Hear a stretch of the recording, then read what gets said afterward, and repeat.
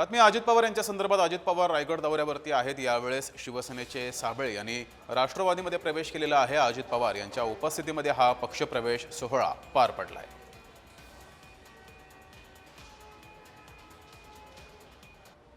कोकणामध्ये 16 जागा आहेत आमदारकीच्या. एक तरी जागा काँग्रेसला दिली का हो?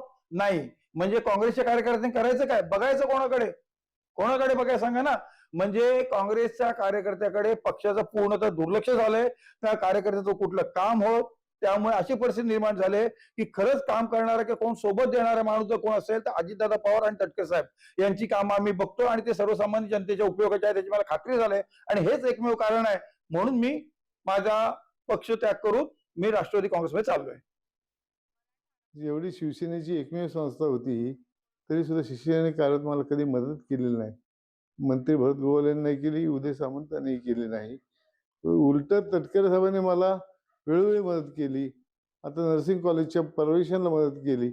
आम्हाला 5 कोटी रुपये त्यांनी आता शेसरमधनं कबूल केले. म्हणजे हे शैक्षणिक कार्यासाठी मदत म्हणून केलेले आहेत. वेळोवेळी गेले 25-30 वर्ष मी हे काम करतो शैक्षणिक. प्रत्येक वेळा त्यांनी कधी मतभेद आमची मध्ये आणून दिले नाहीत. त्यामुळे आम्हाला नेहमीच तटकरे साहेब जवळच राहिले.